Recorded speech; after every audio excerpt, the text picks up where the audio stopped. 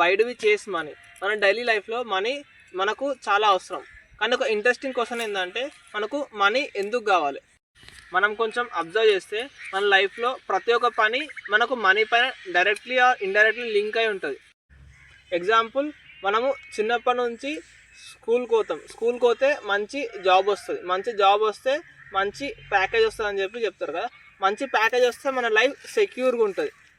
So అలా చూస్తే మన లైఫ్లో ప్రతి ఒక్క డిసిషన్ మనీతో లింకప్ అయి ఉంటుంది. కొంచెం మనం పాస్ట్లో పోయి చూస్తే ఏన్షియంట్ టైంలో మనీ అనే కరెన్సీ అనేది లేదు, కానీ అప్పుడు వాళ్ళు దేనికోసం బ్రతుకుతుండే? సింపుల్గా చెప్పాలంటే మనకు కావాల్సింది ఫుడ్, షెల్టర్, ఫ్రీడమ్. ఈ మూడు ఉంటే మనకు సరిపోతుంది. కానీ ప్రజెంట్ జనరేషన్లో చూసుకుంటే ఈ మూడు మనీతోటే లింకప్ అయి ఉన్నాయి.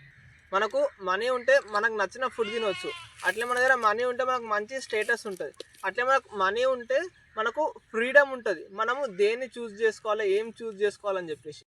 లైఫ్ పైన సెక్యూరిటీ, రెస్పెక్ట్, ఫ్రీడమ్ ఈ మూడు మనకు ఉంటే సరిపోతుంది. కానీ డైరెక్ట్లీ ఆర్ ఇండైరెక్ట్లీ మనీ ఈ మూడింటికి లింకప్ అయి ఉంది.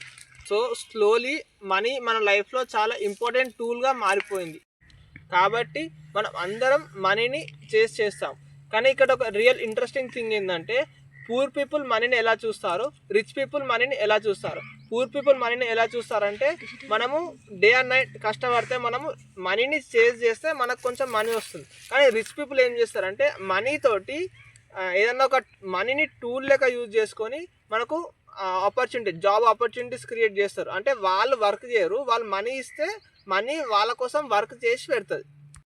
రిచ్ పీపుల్ ఇంకొన్నిసార్లు మనీని పవర్ అండ్ ఇన్ఫ్లుయెన్స్ టూల్ లాగా యూజ్ చేస్తారు. మనీ ఇచ్చే సెక్యూరిటీ, రెస్పెక్ట్, ఫ్రీడమ్ కోసం చేస్తున్నారా?